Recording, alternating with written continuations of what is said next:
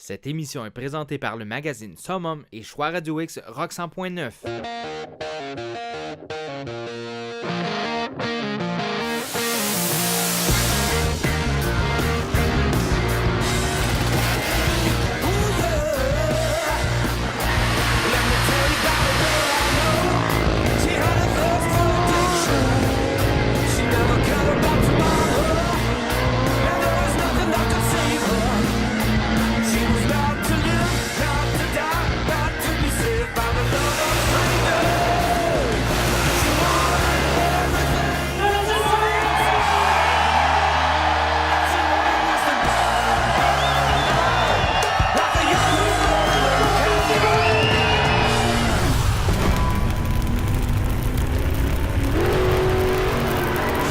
Salut tout le monde, en vous souhaitant la bienvenue à Festidrag.tv. Martin, bonjour! Air the sunshine. T'es content, hein? En feu! En feu au Grand Prix de Trois-Rivières, Incroyable. deuxième week-end Ouais. déjà. Déjà, et regardez-moi ça, on a les bolides de Festidrag sur la piste, sur la ligne de départ du GP3R avec le World Rally Championship. C'est incroyable, on est rendu international, baby. Mais non, mais pour vrai, c'est quand même impressionnant de voir ces bolides-là sur une piste. Une adaptation aussi pour nos coureurs habituellement parce que c'est pas tout à fait pareil. C'est pas compliqué, là. Faut résumer, c'est quoi un championnat du monde de rallycross, là? C'est un derby de démolition pour millionnaires. Non, mais c'est ça. C'est une belle description, je vous le confirme. C'est ça? Oui, C'est épouvantable. Moi, écoute bien, scraper des chars de 250 000 à tous les tours, là, moi, oublie ça. Là, je suis out of budget. On le sait, les sports motorisés, ça coûte très cher, mais ici, là, c'est impressionnant. Mais tu sais, quand t'as des Hakkinen, t'as des Peter Salbert, tu sais, là, t'as des gros noms qui ont marqué l'histoire de l'automobile, puis on a ça au Québec. Puis C'est incroyable. on a des Québécois aussi qui, Ben ce oui. week-end, Hey, participent. André Boulanger, Eh oui, à Alpé peine Dumoulin avant. aussi. Première fois qu'il embarque là-dedans, mon homme roule en avant, c'est l'enfer. Sérieusement, vraiment content. Et cette semaine, pour vous, on commence maintenant avec les burn-out du Festidrag sur GP3R. Là-dessus, qu'est-ce qu'on dit? Faites du bruit!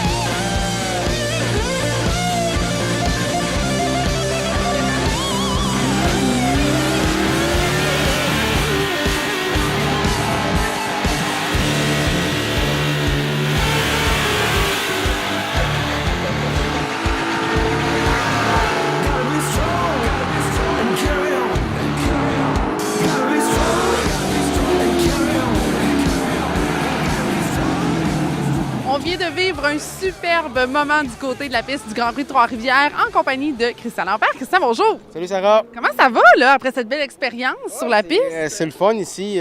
Ça fait longtemps que je rêvais de venir ici un petit peu au Grand Prix de Trois-Rivières, voir... Lambert, t'étais malade! T'es malade! Ah, c'était plaisant. Incroyable, sérieux, là! On a eu un très beau show de boucan, faut le dire. Il me dit, mais regarde, après ça, tu dis, ouais, parce que là, je t'ai pas setupé pour, là, mais parce que l'année prochaine, hey. Non. Ah, sérieusement, c'est ça, Festidrag.tv, c'est des émotions à chaque semaine. Puis là, je vous dérange plus, là, continuez votre entrevue, moi, j'ai d'autres choses à faire. Bye!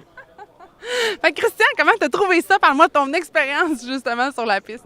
Ouais, c'est vraiment trippant. Il y a beaucoup de monde dans les estrades ici aujourd'hui. Puis il y a de la machine, veut pas. Je regarde les autres. Moi, j'ai un sport que j'aime bien, l'accélération, mais on se rend compte que dans d'autres disciplines, il y a beaucoup d'investissement aussi, puis beaucoup de temps passé là-dedans. Là. Tout ce qui a du moteur, je pense qu'il y a de la passion, de l'argent et de l'énergie. Je pense que c'est un tout combiné, ça. T'as pas le choix, ça va ensemble, ça. Et là, j'aimerais qu'on parle un petit peu de la piste parce qu'on le sait, on a comme une légère courbe. Hein? On va dire ça comme ça. C'est pas une piste normale d'accélération. Pour toi, est-ce qu'il y avait une petite adaptation à faire? Bien, je te dirais que les terres ont viré de source sur 600 pieds de long. Puis j'ai lâché le gaz parce qu'il fallait que j'arrête un moment donné, sinon ça aurait pu brûler un petit peu plus longtemps. T'aurais pu continuer, hein? Fait que je te dirais que j'ai pas vraiment senti les bosses en montant.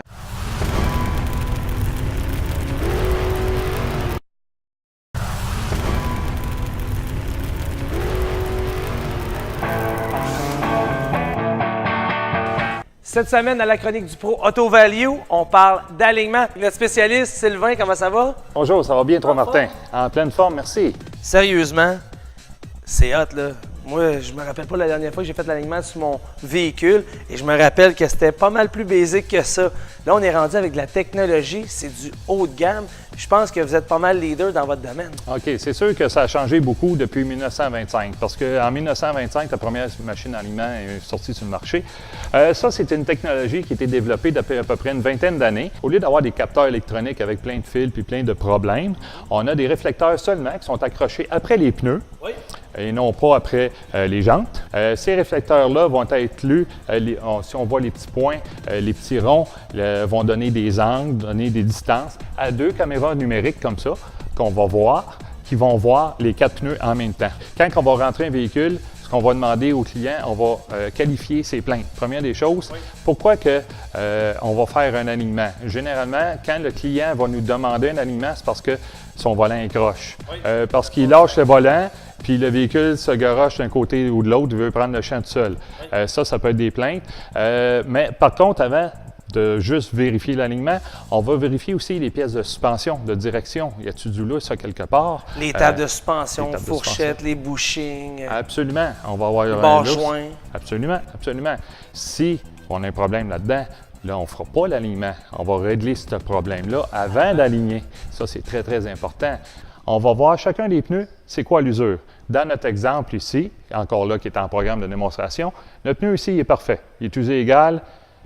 Notre thread est parfait. Ici, un petit peu d'usure. Ici, un peu plus d'usure. Ici, il est usé croche. Souvent, monsieur, madame, tout le monde va avoir des pneus qui sont usés à peu près à moitié. Il arrive un pépin, on fait un pneu. Ça vaut pas la peine d'en mettre 4, on met un pneu neuf. La hauteur est plus haute que les autres. Si on a un système de traction intégrale, ça va tout fausser nos données.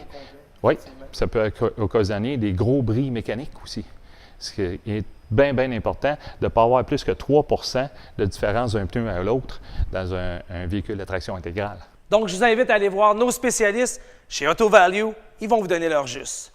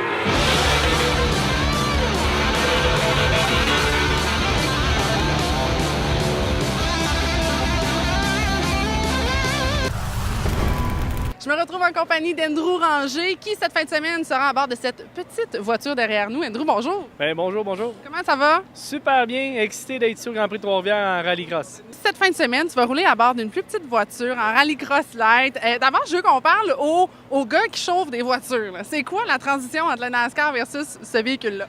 Vraiment, tout est différent. Pour moi, c'est vraiment les tout premiers tours que je fais. J'ai pas eu le temps d'aller tester la voiture parce que le deal s'est fait un petit peu à la dernière minute. Fait que vraiment, écoute, on arrive sur l'asphalte où que la voiture, elle colle vraiment beaucoup.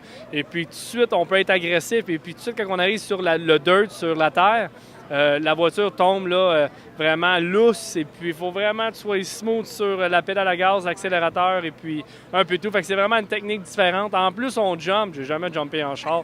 En motocross, oui, mais en auto, jamais. Fait que c'est toute une expérience pour moi. As-tu l'impression que tu vas t'amuser plus un peu sur la piste? Je sais pas. J'essaie d'être vite. On est rapide. Mais écoute, je me casse vraiment la tête. Tu sais, vraiment, là, faut que j'essaie d'être smooth, comprendre la voiture. J'ai des ingénieurs qui sont aussi, qui me posent des questions, puis j'essaie d'y répondre. Mais bref, j'ai 4 tours dans le corps. Fait que, oui, je veux bien faire devant le public, mais en même temps, j'ai pas d'expérience là-dedans. Fait que j'essaie de faire mon mieux. Oliver Ericsson with the win. Cyril Raymond is second. Ranger takes third. Canadian on the podium.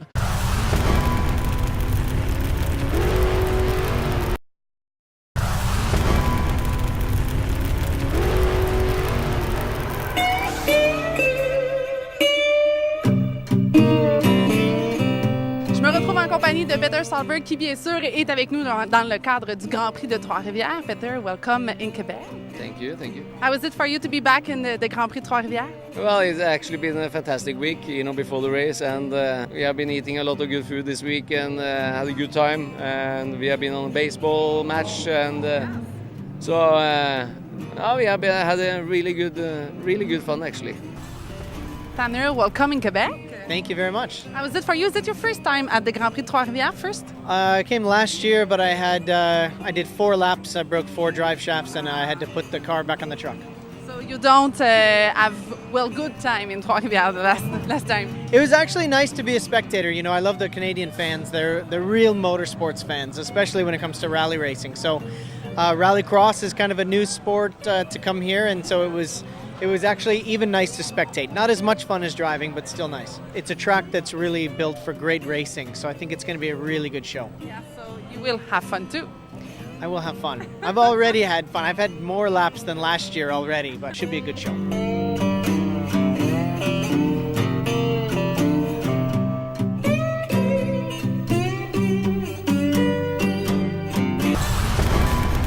En compagnie de Patrick Carpentier. Patrick, bonjour. Salut, ça va bien? Toi, comment ça va? Parle-moi un peu de ton week-end. Là. Comment ça se passe? Écoute, on s'est amusé, mais pas assez à mon goût. J'aurais aimé ça m'amuser peut-être un petit peu plus. Écoute, on savait la voiture avait un petit peu moins de puissance que les autres voitures. On avait été un peu plus légère, si tu veux, parce que c'est un moteur 1.6 litres au lieu de 2 litres. Mais ça a coûté pas mal. La ligne droite est très longue ici et puis les voitures étaient pas assez rapides. Écoute, ces bébelles-là sont tellement plaisantes à conduire que moi, j'ai eu du fun pareil. Et là, justement, du fait que tu sors de ta retraite, pourquoi tu choisis le Grand Prix à chaque fois pour justement reprendre le bolide en main? Bien, à cause du rallycross, écoute, c'est un sport qui me passionne puis c'est un sport que j'aime beaucoup.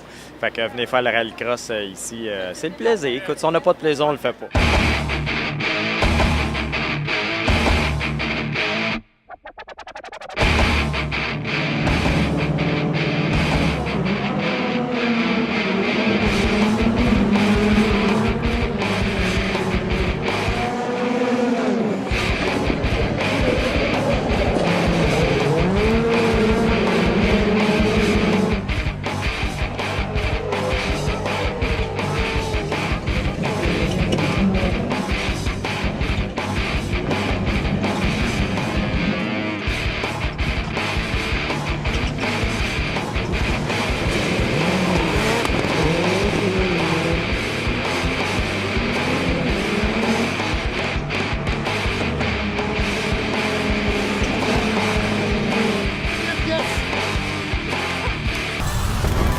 En début de saison, on rencontrait pour vous les jumeaux Anger, les deux frères qu'on connaît très bien sur la piste. Mais aujourd'hui, on s'en va découvrir une autre partie de leur univers. Martin s'en va les rencontrer dans leur entreprise familiale Para Performance. Cette année, en 2015, on a commencé notre saison aux États-Unis, au New Jersey, où est-ce que ça a très bien commencé parce que pour la première course d'année, on est allé en finale avec mon frère en la catégorie Top Dragster. Je pense que c'est la première fois qu'il y avait une finale canadienne-québécoise de jumeaux en HRA, à moins que je me trompe, mais il faudrait qu'ils me sortent les archives. Donc, ça a très bien commencé la saison, puis on a eu notre premier programme la semaine passée qui était un Quick 16 à Napierville, puis j'ai gagné le programme aussi. Donc, mettons que c'est un départ en flèche. On va espérer que ça reste stable toute la saison. Même si on sait qu'il y a des hauts et des bas dans une saison, c'est jamais pareil, mais... Au sujet du moteur, on va tomber avec des Pro Charger qui vont nous permettre, au lieu de rouler comme présentement, moi je roule entre 7 secondes 0,5 et 7,10 sur le quart de mille. Frédéric, avec son auto, roule entre 7,40 et 7,50. Ça va nous permettre de rouler dans les 6,80. Fait que c'est là on va pouvoir aller compétitionner dans des meets qui sont beaucoup plus rapides à l'occasion. Mais ça va rester une voiture très, très stable pour rouler ici aussi sur les pistes du Québec et partout ailleurs. Et on va aller essayer ça, courir dans la classe NHRA dans un national. L'avantage au drag, en réalité, c'est que on a un peu de temps libre malgré tout, donc les familles peuvent venir. C'est un sport qui est assez familial, pas par rapport au fait qu'ils peuvent participer à la course, mais on est toujours avec dans les puits, donc on a une grosse aide de nos femmes en réalité qui s'occupent des enfants. Puis en plus, on a la joie de pouvoir voir nos enfants le week-end tout en coursant, puisque la semaine, on a déjà des grosses semaines. Et j'invite n'importe qui, quand ils vont venir à un festi-drag ou à une course, de venir avec leur enfant. On va leur signer un carton, se prendre une photo dans la voiture, on ne se gêne pas, vous venez, puis ça va nous faire un grand plaisir de vous faire partager cette passion avec vos enfants et vous-même.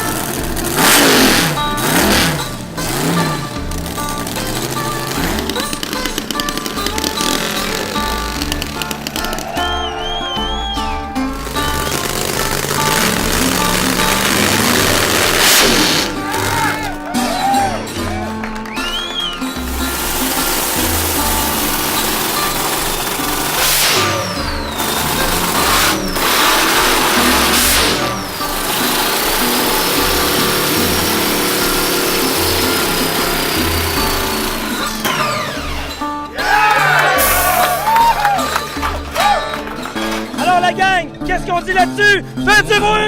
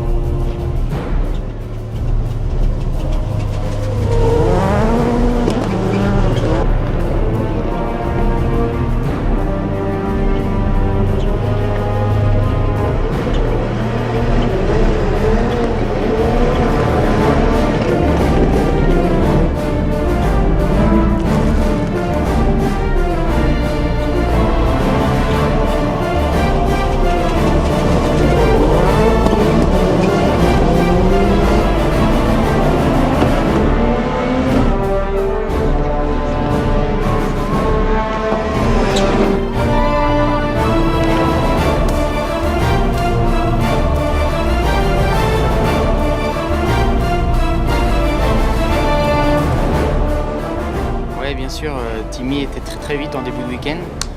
Moi, j'avais un petit peu de mal au niveau du rythme à me mettre vraiment dedans tout de suite et sur les départs, j'avais des petits problèmes. Après, toutes les manches, en demi-finale et en finale, j'ai réussi à augmenter mon rythme et à prendre des très bons départs et à faire des tours clairs. Et ça a payé, donc c'est ma deuxième victoire après Buxtehude. Je suis vraiment content parce que ça fait une très très bonne opération au championnat pour l'équipe et pour moi-même en championnat pilote. On vous l'a introduit l'an dernier dans le spécial d'1 heure du côté de Vegas. Notre chum Denis Fugère, je pense que c'est mission accomplie. Bien content de comment ça s'est passé. Les gens ont été au rendez-vous. L'équipe ici a battu un boulot incroyable. Les séries qui sont venues nous voir, que ce soit le NASCAR, CTCC, la Formule 1600, les Porsche, ça donnait un spectacle indescriptible. Et encore une fois cette semaine, avec le championnat du monde de rallycross FIA, avec Formula Drift Canada, avec le Festidrag Castrol. Vraiment, les amateurs d'essence et d'adrénaline ont été servis à souhait. Puis en plus, la finale NASCAR, encore une fois cette année, c'est incroyable. Un centième de seconde. On dirait que c'est la sauce GP3R en NASCAR, la finale. Il y a toujours quelque chose qui se passe. Ben, écoute, tu prends 25 pilotes un peu fêlés. Là-dessus, il y en a 10 qui viennent de la région. Tu rajoutes des murs de béton tout le tour puis des moteurs de 600 forces. C'est ça que ça donne, c'est pas compliqué. Alors voilà ce qui complète l'émission pour aujourd'hui, Martin. De l'émotion? Hey, Caroline, de l'émotion, du bruit, de la boucane, puis tout. Pour vrai, là, sérieusement, à chaque semaine, on vous présente toujours d'autres sports. Là, ça a été un gros wrap-up, un gros mailing de plein de sports en même temps, mais vous le voyez, que ce soit en ligne droite, que ce soit de travers, que ce soit dans des bosses, que ce soit n'importe où. Sur de la terre. On aime ça, faire du bruit, on aime ça, vous donner des sensations. Et j'espère qu'encore cette semaine, vous avez trippé comme nous, on a trippé à faire cette émission-là. Et là-dessus, Martin, je suis un peu fatiguée, mais on termine comment? On s'en fout à barouette, on se donne un petit crinque de boost. Et là-dessus, mesdames, messieurs, qu'est-ce qu'on dit? Faites du bruit! Bye tout le monde! Je peux y aller, là? OK.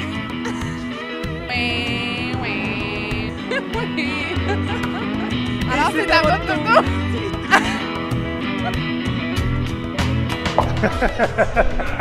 Quel est votre problème? En 2, 3, 3. Hey, Will Smith, this is very dancing.